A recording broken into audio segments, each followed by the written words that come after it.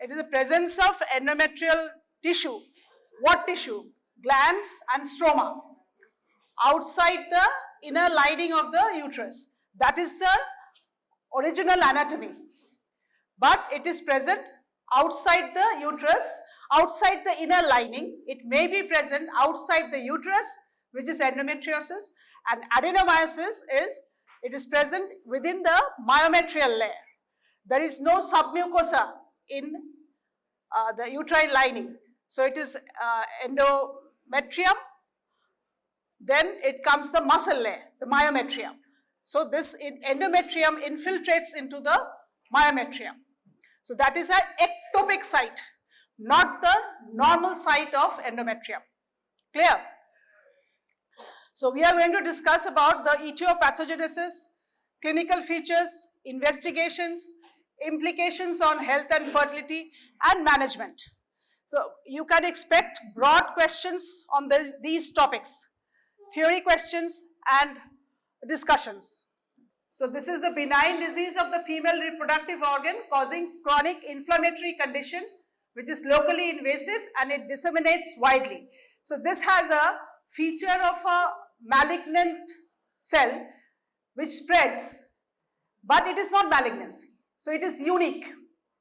It spreads, it infiltrates, and it invites inflammation.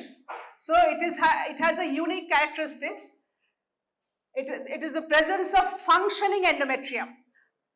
In the endometrium, we have the functional layer and a basal layer. Functional layer is responsive to hormones, and the basal layer is not responsive. But here, when the endometrium along with the glands and stroma are present outside, it is hormonally sensitive. That means you can treat it with hormones. It is important. It is not a neoplasm, but a malignant transformation is occasionally present. It is present in extrauterine sites and as adenomyosis in uterine wall. Now, what about the prevalence? It is prevalent in about 10% of reproductive women. Really, it is present, or this is an apparent epidemiology that we are talking about. It is really present because of delayed marriage, postponement of first conception. More the cycles occur, the menstrual cycles, if they occur, there is more chance of endometriosis. Understood? So if a person gets married early, she might conceive early. During pregnancy, the menstrual cycles are absent. So in a person who is parous, a woman who is parous, by having many kids, will have less chance of having endometriosis. At each cycle, there is some deposition of endometrium at the ectopic sites. So if you postpone first conception, you are having more number of menstrual cycles. Is it clear? So adoption of a small family, all these are going in favor of endometriosis. So that is why it is more prevalent these days. Fine, it was present previously also, but it was not so apparent. Why? Because now we can detect it by diagnostic laparoscopy and we are more aware. We are starting to learn from it in the medical classes, and also there are publicly patients are also aware about it. The prevalence of 30 to 40% in subfertile women. See, we have said 10% in the reproductive age group, but among this reproductive age group, those who are subfertile, that means the fertility is not so good. In those patients, we have it up to 30 to 40%. So it is a very important issue when you are treating a patient with fertility concerns. It is amounting to about 42 million women in India, comprising of about 10% of the reproductive age group and contributing to 25% of the global burden. So imagine, this is a global health issue right now. So this is just to have a lighter mood. It can be present outside the uterus, in the bladder, in the intestine, and the three have combined. That means it is causing a adhesion. All the structures where they are present, they invite adhesion. The sites of endometriosis, this is the sagittal view. You can see the sites where it is present. It can be present at the uterosacral ligaments, the cervix, the rectum, vagina, bladder, uterus. Uterus means the myometrium, the fallopian tubes, intestine, ureter. So it can be present at so many sites. And now the question is why it is present there. How did it go there? So there are many theories regarding it. When there are many theories, you must be aware by now that we are not very sure which is the only one. Maybe there are multiple causes. Maybe there is one reason. So we'll just go through the reasons why it is present. So these are the sites. The common sites are ovaries, pelvic peritoneum, pouch of Douglas. Pouch of Douglas anatomically, are you aware? Uterosacral ligaments, rectovaginal septum, sigmoid colon, appendix, pelvic lymph nodes, fallopian tubes. Now look at the rare and the remote sites. How far they have gone? To the umbilicus, abdominal scar, episiotomy scar, lungs, pleura, ureter, kidney, arms, legs, nasal mucosa.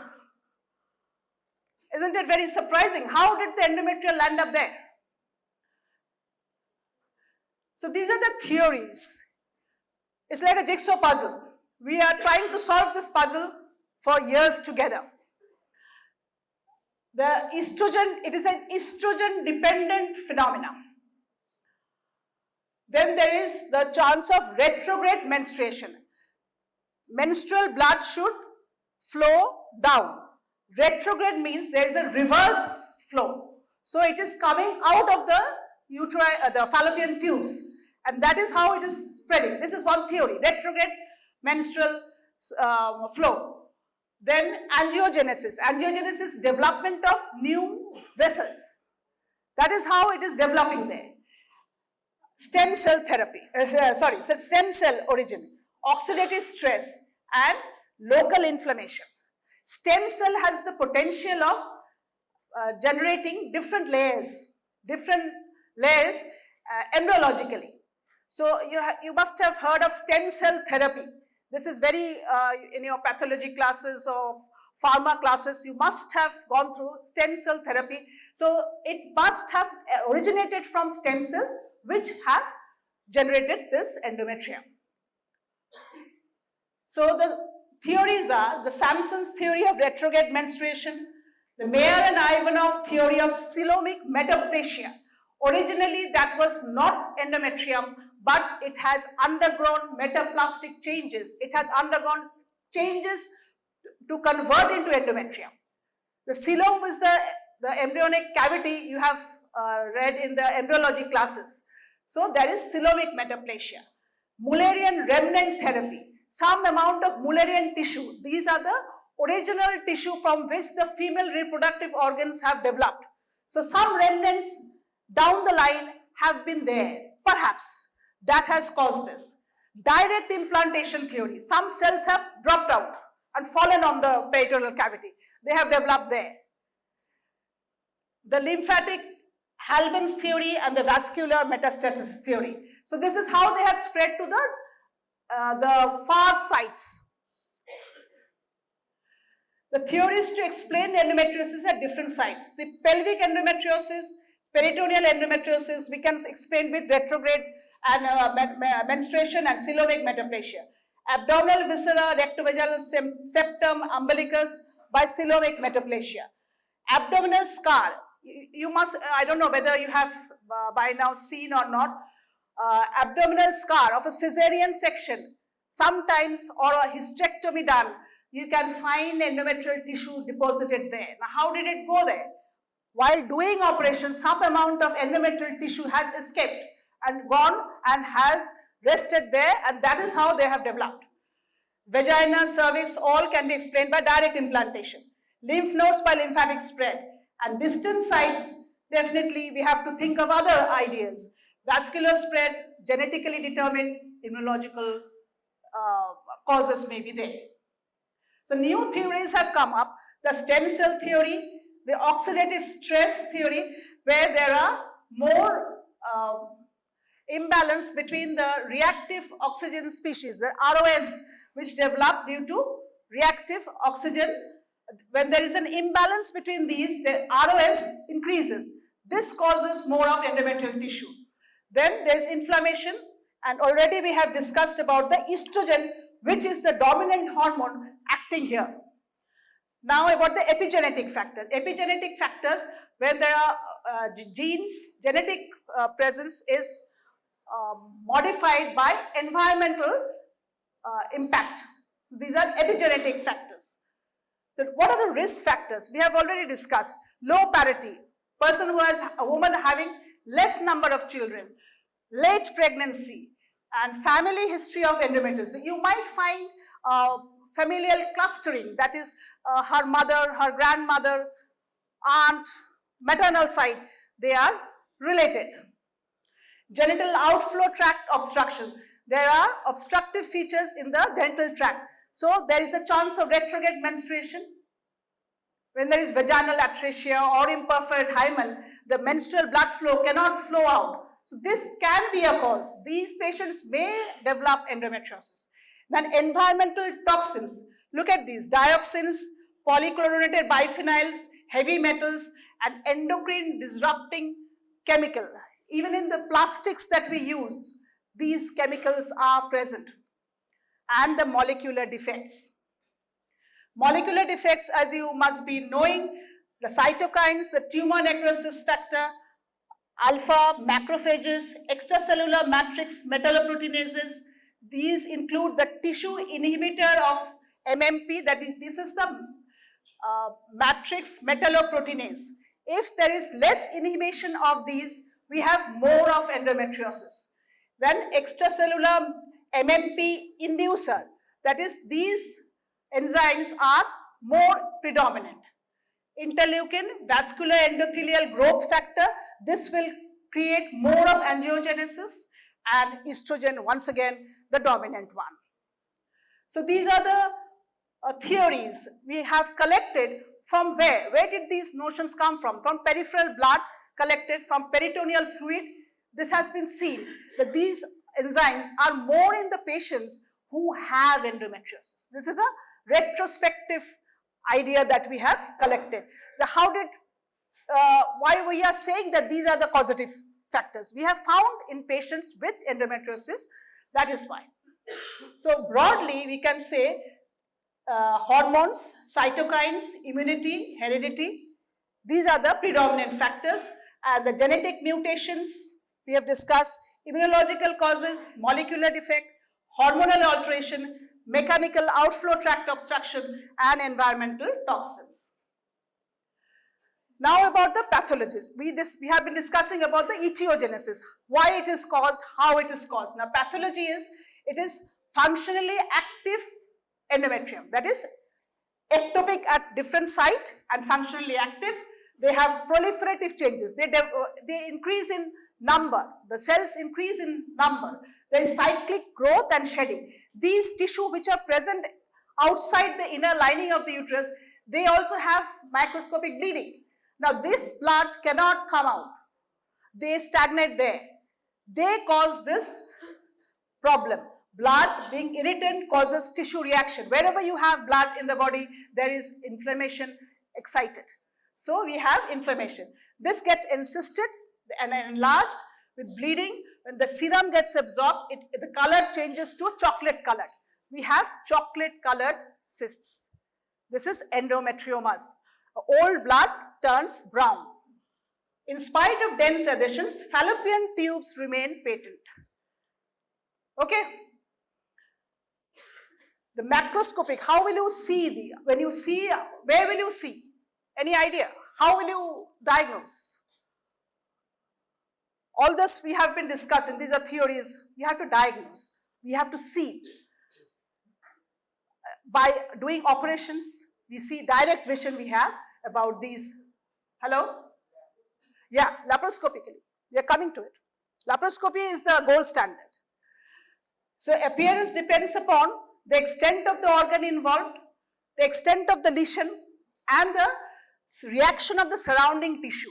All this will determine the character, the nature, the look of this endometriosis. Pelvic endometriosis, it can present as small black dots. These are called powder burns. Fibrosis and scarring occurs, and yellow-brown colors, white circular peritoneal defects. These are all fibrosis occurring. So this, all the changes of inflammation, you have must have gone through your the changes in a wound.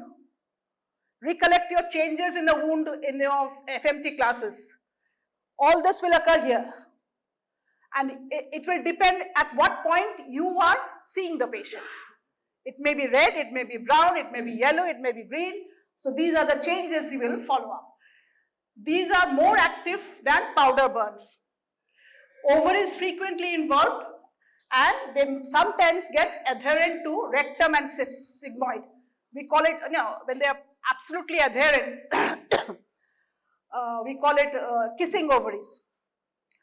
You cannot determine what's the whole pelvis gets frozen sort of. And it may be staged as minimal, mild and moderate and severe. 3 clinical entities we always have. Superficial variety, the deep variety and the ovarian endometrium. Clinically, these 3 entities are present. So this is the laparoscopic view of a superficial endometriosis. These are the cases that we have done, we have seen, and I am just sharing with you. This is how it looks, very subtle, just powder burns. This is the ovarian endometrioma.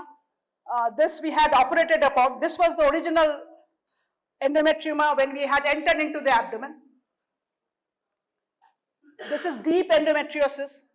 See, all the structures, it is difficult to identify. The tubes, the ovaries and the POD, all are obliterated. So we cannot find out the plane between the uterus, the rectum, the tubes, ovaries, all are clustered together. The microscopic features, we all know it is endometrial gland and stroma, and also we have hemosiderin-laden cells. What is hemosiderin?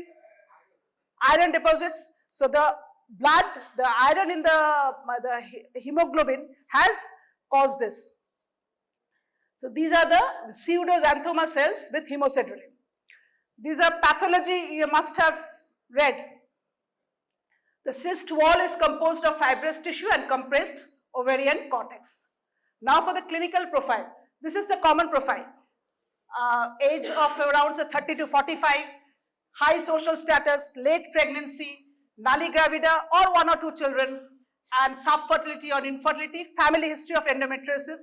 So patient can be coming to you with these features. You suspect that she might be having endometriosis, and she will complain of painful cycles, and outflow tract obstruction may be present in adolescence. Characteristics of pain. So 25% is asymptomatic. Patients will have no symptoms. It is incidentally diagnosed. Patient has just walked into your clinic, no symptoms. But maybe she's just having complaints of not having a pregnancy. So subfertile patients may present with no symptoms apart from subfertility.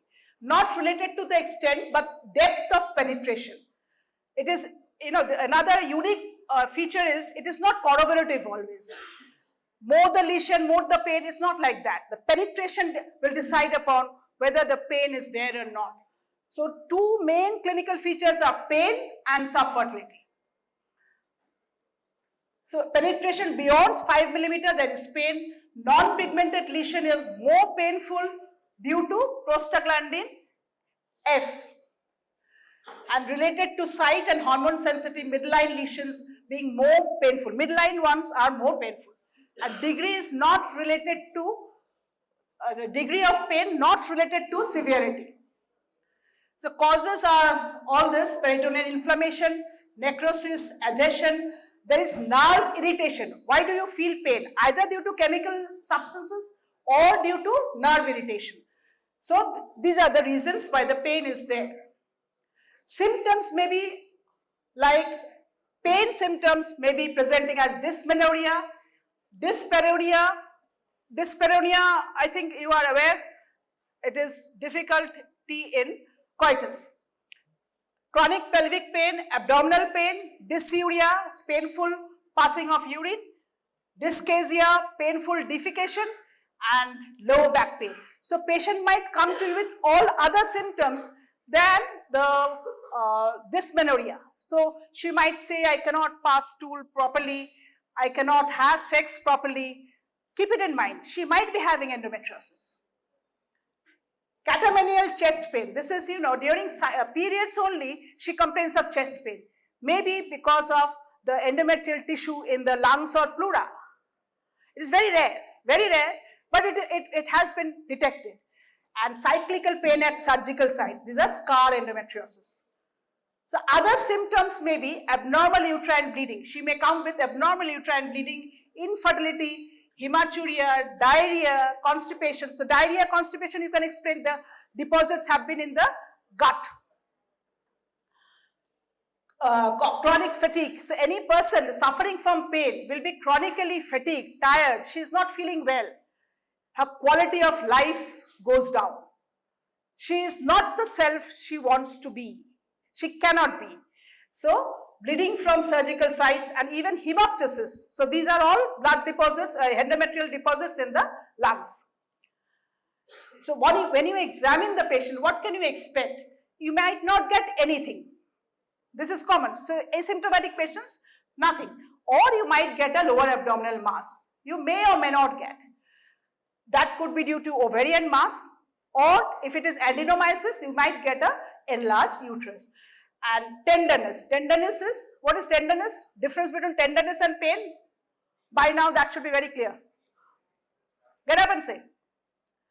Get up. What is pain? What is tenderness? Anyone? This is the final year. Now you get up. Pain is a symptom. Tenderness is a sign. This is to be very clear. Sign is what you elicit. Symptom is what patient states. When you take history, that is pain. When you can elicit, that is sign, that is tenderness. And restricted mobility.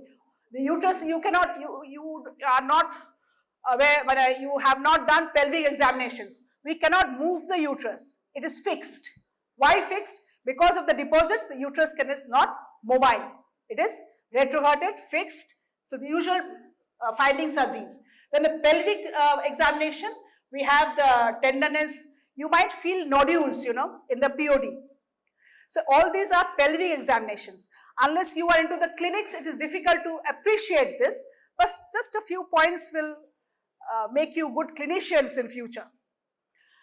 And nodular feel, fixed retroverted uterus, unilateral or bilateral adnexal masses. This is due to the ovarian and endometrium. We have discussed about 3 clinical entities: superficial deep endometriosis and ovarian endometrioma. This could be due to ovarian endometrioma. And per speculum, you may reveal, when you put the speculum examination, I think you have not done. We can see the bluish spots. It is interesting if you can come to us in the OPD. We can show you cases. It gets ingrained. Theory classes sometimes, you cannot appreciate. Come to us in the clinic, please. And rectal examinations may be helpful at times. So diagnosis by history only, you can get the diagnosis, pelvic findings, and the serum markers, CA125, this is a biochemical marker which is raised. So this is also raised in many malignancy. So it is not confirmatory. We don't have any confirmatory tests like that, but it can give you some idea. So it can give you moderate elevation, assessment of therapeutic response. You have treated, the CA has gone up and now it has come down. So this is a response showing that the patients have responded. Then assessment of therapeutic response. You have treated recurrence, whether it is notoriously recurrent. You have treated, patient again comes back to you with this problem. This is very important. she will again and again come because the menstrual cycle is going on. So long she is bleeding, she will have the symptoms. Our job is to control the symptoms and give her fertility if she is willing to take.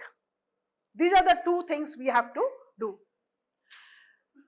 Monocyte chemotactic protein, this is also increased. These are all biochemical factors. Now, differential diagnosis, this you can have, in a surgical case or a gynae case, differential diagnosis. You can have it with chronic pelvic pain. This can present with pain. Benign ovarian tumor mimics this asymptomatic endometrioma. Ovarian tumor, due to some other cause, may be simulating this one. You feel that it is the same thing. Malignant ovarian tumor and acute abdomen. What is acute abdomen? In surgery classes, you must have appreciated acute abdomen. Anyone? Gallstone, appendicitis, ectopic pregnancy, ovarian torsion. When an ovarian tumor twists, it is an acute painful conditions. Then diverticulitis. All this may mimic this chocolate cyst or endometrioma. So you have to keep it in mind. Keep in mind the anatomy. You don't have to think much. You will give the answers yourself. Think of the anatomy there. What are the structures there? Now, how to diagnose? Through imaging. Imaging, we have ultrasound, you have MRI, CT scan, and even you might have to do intravenous urogram because deep infiltrating endometriosis affecting ureters may be diagnosed with IVU only. So this is the USG of endometrioma. You might be given these to diagnose, short cases you might be having it. This is the CECT of endometrioma and bowel endometriosis. This is MRI in deep infiltrating endometriosis. This is the endoscope. This is the normal anatomy that we see in a laparoscopic, this is diagnostic laparoscopy. See the tubes, ovaries, and the uterus. This is the normal structures that you see. But you have seen the endometrioma, how distorted the anatomy becomes when there is endometriosis. Do you get my point? And other imaging can be, other endoscopic can be done, rectosigmoidoscopy, cystoscopy, colonoscopy. Just now you had a urology class, cystoscopy, they do it. Even they can encounter endometriosis while doing cystoscopy. Okay. So laparoscopy is the gold standard in diagnosis. Benefits are, when you see the lesion, you can assess, you can take a biopsy, you can take a tissue from it and see whether it is malignant or not. We are worried about malignancy, right? So we have to exclude malignancy. Staging can be done, staging of endometriosis, and you can keep a record. CD, DVD, pen drive, you can keep a record. We have all the operations that we do, we keep a record. If you are interested, we can show you at some other time. And laparoscopic surgery can be done in the same setting. It is not only diagnosis, you are treating also at the same level, you are treating the patient.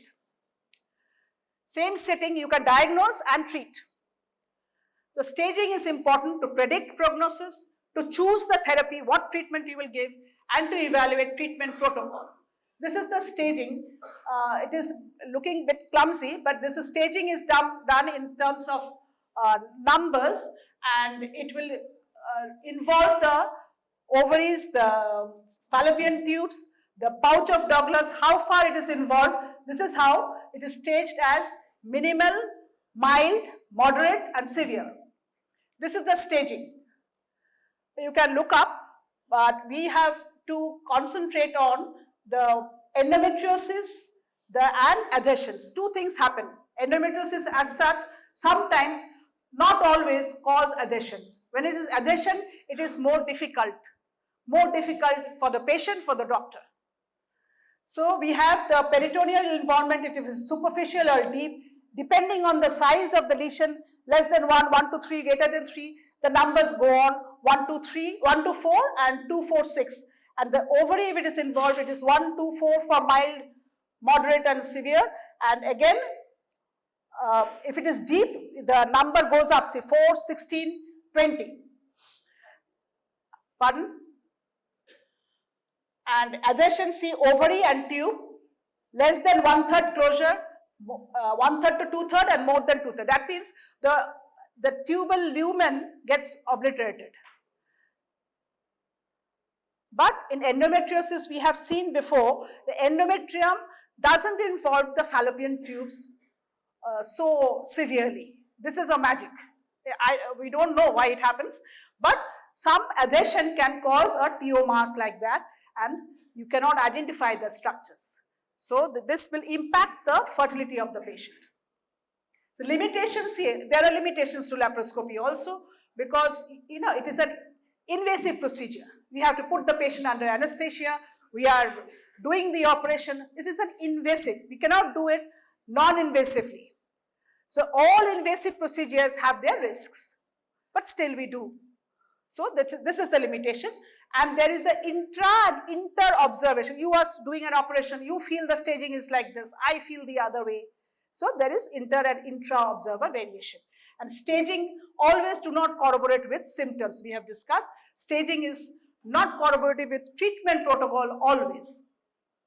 This is the one that we have shown, the right ovarian endometrioma. I had operated upon this. So this was the picture, and after operation, this is how we had operated upon this. And the chocolate cysts you had, the chocolate cysts, the chocolate colored fluid is coming out, see. And after operation, this is the post-operative view. So the endometrium is gone, but it may recur again. So we have to put her on medical therapy also after surgical therapy. We can do biopsy, but negative biopsy does not exclude endometriosis. See the fun. We have taken the tissue. It is not endometriosis. It is not malignancy, but it doesn't mean that it is not endometriosis. There are other features which might point that it is endometriosis. Now the impact on fertility. You might get questions on this. How it affects the peritoneal cavity by inflammatory changes, and it alters the sperm-oocyte interaction. The sperm interaction may be hindered, the ovum pickup may be hindered, then ovaries there may be anovulation, luteal phase defect, and there is ovarian, total number of follicles may be reduced. See the ovarian tissue, the endometrial tissue deposits on the ovarian cortex. So the cortex it cannot ovulate properly. So these can cause poor response to ovulation induction. When the treatment starts for, say, artificial reproductive techniques, we might face problems. About the uterus, it is less receptive. Implantation may be hampered. The oocyte sperm interaction, that implantation may be hampered. Others features are more mechanical features, because if the patient is in pain, she will not allow also intercourse. So there is dyspareunia. So initially there is also problem in conceiving. So these are the points. You keep it in mind, write it down, and try to corroborate. Now the endocrinopathy in endometriosis. So this is the corpus luteum, you know what it is. After ovulation, the changes occurs in the ovum, and this is insufficient. If it is insufficient, it will produce less progesterone. We need progesterone to treat it. This is an estrogen dominant situation, and we have to counter it with progesterone. Progesterone is our savior here. Then there is luteolysis due to prostaglandin F2 alpha and luteinized unruptured follicle, anovulation, prolactin level goes up. All this will hinder my ovulation mechanism, and fertility will be affected. Then there is a double LH peak. Now the complications, of course, are these: subfertility. These cysts may rupture. Rupture of luteinized unruptured follicle, this can cause acute abdomen. Endometrioma may rupture. This can cause acute abdomen. Then obstructive features like intestinal obstruction, ureteral obstruction, See, the ureteral obstructions can occur, hydroureter, hydronephrosis, renal infections, all this may happen. These are rare, less commonly encountered, but can happen. Then malignancy is not always present, it is very rare, but if it occurs, it is adenoacanthoma, that is from the glands. It starts from the glands. So treatment is primarily preventive and curative. Truly speaking, we don't have much preventive aspects. Sooner you marry, sooner you have children, lesser chance that you will suffer from endometriosis. But this is a very open topic. So avoiding tubal patency tests at the after curettage. I mean, a D is done, don't do a tubal test because you might flush in the endometrial into the peritoneal cavity through the fallopian tube. These are all theories that we have opined, but we exactly don't know how to prevent. But pregnancy is one of the things. And to avoid delaying conception. Curative is to abolish or minimize symptoms, give her symptoms relief from symptoms, improve her fertility, and prevent recurrence. These are the three cardinal things that you have to keep in mind. Now the challenges is because it is so obscure in etiology, it is challenging, unpredictable life history. This patient will progress in this manner, we cannot predict. Some may behave in a different way, so we don't have a typical protocol. You have to individualize each patient, what the patient wants and what you can do for the patient. So prognostication is difficult, it is asymptomatic in many cases. So what about these patients? These patients will come very late. And frequent association with subfertility and remission in pregnancy, and once the period stops, this will go. So when does the period is absent? Before the menarche, no period, so patients, but sometimes the kids may get endometriosis if they have congenital outflow tract obstruction, which I have discussed. So they may present early. Okay, during pregnancy, the periods are absent, there is a period of amenorrhea, so the patients will be symptom-free after few years of pregnancy. But again, the symptoms will reappear. And menopause, of course, periods have stopped, patients will be symptom-free. So our job is to let her sail through reproductive life. So determinants of treatment options are age, the site and size of lesions, severity of symptoms, desire for fertility, results of previous therapy. Your previous surgeon has operated, previous doctor has seen what they have done, take a proper history, take the therapeutic history that patient has undergone. Don't go on doing surgery over and over again. I mean, you are too young for that. This is for postgraduate classes anyway. Just have it ingrained. If you know the basics, you will become a good clinician. And minimal side effects with maximum efficacy. The treatment options are expectant, medical, surgical, combined. The expectant treatment we can do in 30 to 60% of patients. It is a progressive disease, so we can do it for some. Unpredictable progression, some form of treatment is required irrespective of clinical profile. In minimal and the mild variety, we can wait and see what to do, how to do. Empirical medical treatment not recommended except for pain relief. And AUBE.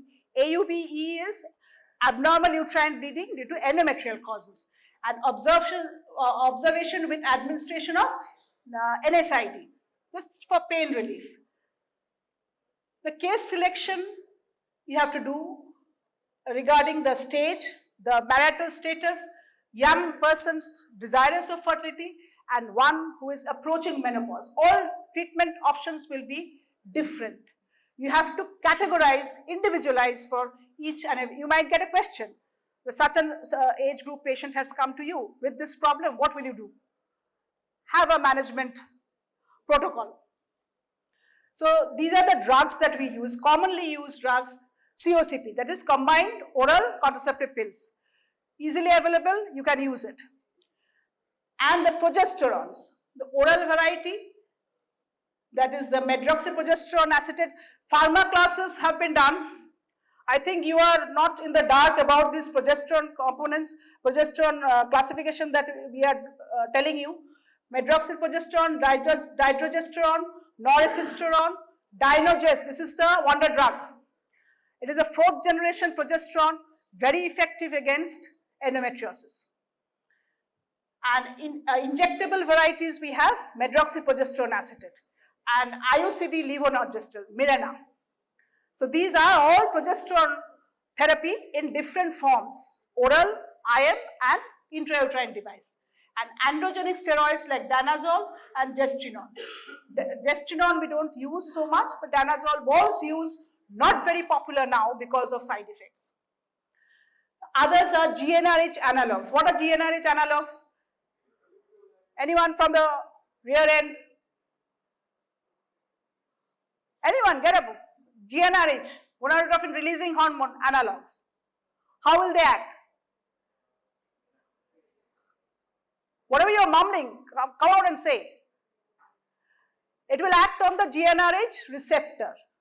It is GnRH analog. That means chemically it is similar to gonadotrophin releasing hormone. The HPO axis, you remember, H, hypothalamus, pituitary, ovarian axis. So these will act at the hypothalamic level. So that receptor we have to block to reduce the estrogen. Our purpose is to reduce the estrogen. So we are starting from the GnRH level. So we can give these analogs, leuprolide, goserelin, buserelin, nafarelin, of which all this can be given subcutaneously, IM, some even intranasal therapy. This nafarelin can be given intranasally also. Triptorelin, IM. Then this is another antagonist. Recently it has come out, elagolix. This is GnRH antagonist. That means it will block the receptor. Block the receptor of the GnRH, so GnRH cannot act. Gonadotrophins cannot be released. Gonadotrophins, so what are gonadotrophins? Easy question. So these cannot be released. FSH, primarily FSH, so less of estrogen. This may be asked. Medical therapy question एसेछिलो. Okay. And when you give this, we have to give add-back therapy. These have side effects. What will they mimic? They will create a pseudo pregnancy or pseudo menopause features. So in menopause, we have to give add-back therapy. So supportive therapy with estrogen and progesterone may be required. Aromatase inhibitor, letrozole, anastrozole. This is for the theoretical purpose. Cabergoline is dopamine antagonist. This also have been tried, and the documentation, it has been useful. Progesterone antagonist, mifepristone, selective progesterone receptor modulator like asapristynil. Simvastatin inhibits cell proliferation. Rosiglitazone reduces pain. See, the drugs are for other purposes. They have been found useful in certain cases. And this is a bit clumsy. You can keep the slides. This is about the first generation treatment with OCP and progesterone, second generation with GnRH receptors, analogs and antagonists, and the androgenic steroids. So determinants of efficacy will be determined by relief of symptoms. Patient will thank you for treating her. Then only you are successful. Reduction of the volume of lesion, improvement of fertility, and prevention of recurrence. I am going on harping on the same tune. These are the things that you have to always keep in mind. You don't have to go through books. Just keep on analyzing it.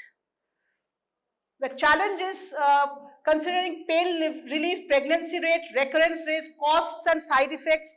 No single medical therapy is complete. You know, we have to sometimes club 2 or 3 medications. So GnRH analogs are quick, but and they cause reduction of volume. Progesterones take time to respond.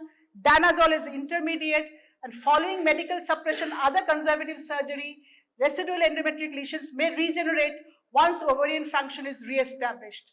So overall recurrence rate is 40% in 5 years. See how frustrating, but we have to carry on. We have to tide over the crisis. Tell your patients that we cannot remove it totally, but we can do some justice to you by relieving the symptoms of pain and fertility. Indications are when there is severe symptoms, indications of surgery, to correct the pelvic anatomy, and if it is endometrioma, it is more than 1 centimeter, you might have to treat, might have to do surgical intervention and to improve fertility. So surgical management is conservative management. You are retaining the uterus and ovary by cauterization, laparoscopic uterosacral nerve ablation. This is just for pain relief. Excision of RV nodules, that's rectovaginal nodules. Endometrioma, we have to treat, aspirate and irrigate. Cyst wall vaporization, cystectomy, if it is more than 4 centimeters. When you do a cystectomy, we try to retain the ovarian cortex as far as possible. The cyst, you know, it peels off. Once those of you will take up surgery or whatever, as beautifully it gets peeled off. So you retain the ovarian cortex, retain the ovarian follicles, retain her fertility, and do the surgery just to reduce the volume of the pathology. This is the recent most idea that you have to treat in a targeted way. That means precision should be there. While treating, don't do harm to the surrounding tissue. So it should be target oriented. Just go through this, circle at your leisure time. So it will be targeted to the lesion, and the surrounding inflammation should be minimal, and don't destroy healthy ovarian tissue. That is important. Now for the adenomyosis, this is a condition where there is ingrowth of endometrium, both glandular and stromal components into the myometrium. So this is, we have already discussed. One thing is, there is a junctional zone between the endometrium and the myometrium. This pervades the junctional zone, and that has been documented by MRI only. We didn't know about it till we knew about MRI in diagnosis. So speculations are there is alteration in utopic and ectopic endometrial factors. This is the tissue injury and repair. Normal tissue, if it gets injured, it is repaired by that tissue only, mother tissue. But sometimes it is replaced by a different tissue. This is causing the problem. There is uterine peristaltic activity. Uterine contractions can cause this adenomyosis. Okay, and there can be genetic predisposition. So pathology we have discussed already, the basal layer and the functional layer, and there is myometrial hyperplasia. This is the view, macroscopic view of the adenomyosis. See how enlarged the uterus is. Usually the posterior part is more enlarged, and when you cut through, see the trabeculated appearance. You must have seen in your pathology specimens of adenomyosis. Did you have it in your last MB? And this is the histopathology, the adenomyotic tissue, that is the glands and stroma, the vascular tissue inside the myometrium.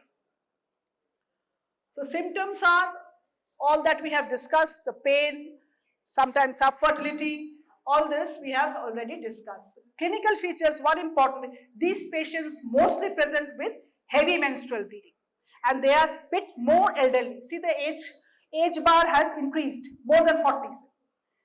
And the causes are of HMB is increased uterine cavity, associated endometrial hyperplasia, and inadequate uterine contraction. Because the uterus cannot contract, the bleeding cannot stop. So it is causing more bleeding, more pain. And dysmenorrhea is already there because of this endometrial tissue.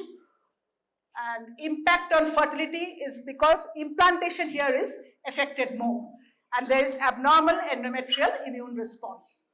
Investigations we can again do it with USG and color Doppler. There is heterogeneous echogenesis. When the vascular tissue is present in the myometrium, there is a change in echogenicity. So that will guide you that it is not normal myometrium. So these will be discussed more in your imaging radiology classes or perhaps, but just have a clear idea, the endometrial tissue inside the myometrium. So this is how, this is important. The low signal intensity of the junctional zone, if it is equal to 8 millimeter, adenomyosis is excluded. It is not adenomyosis. If it is more than 12 millimeter adenomyosis is confirmed. So management with NSAID, levonorgestrel IOS, no role for COC. Because you see these endometrial tissue, they are basically more basal layer has come. This is less hormone sensitive. So most of the cases we might have to do surgery. Adenomyomectomy, uterine mass reduction or uterine artery embolization. Reduce the uterine artery flow so the mass will reduce. And what is the definitive treatment? Remove the uterus. Remove the uterus for adenomyostectomy and remove the ovaries for endometriosis. So this is the just a comparative one between endometriosis and adenomyosis, and it is overlapping. The reasons are overlapping. And the take-home message is, who considers endometriosis and adenomyosis a disease entity which can present with subfertility or infertility, bladder or bowel symptoms, it can impact sexual and mental health. Mind you, patient gets very unnerved. Patient cannot do her own day-to-day job or her quality life is disturbed. Overall well-being and quality of life getting disturbed, creating social and financial burden. She will go on nagging. Don't tell her nagging. We say patient bole hi jache, because she is not at peace with herself. Awareness programs should sensitize the general public and frontline health workers about the impact on women's health with socio-economic well-being. Ultimately, the society gets disturbed. We are all responsible to uphold that well-being of the society. Early detection and available treatment options can provide optimal result and have a multidisciplinary approach. I would like my urologist friend to be my side while I do surgery on endometriotic tissue when it is present and it is involving the ureters. It is having deep infiltrating endometriosis. I would like my urologist friend to be by my side.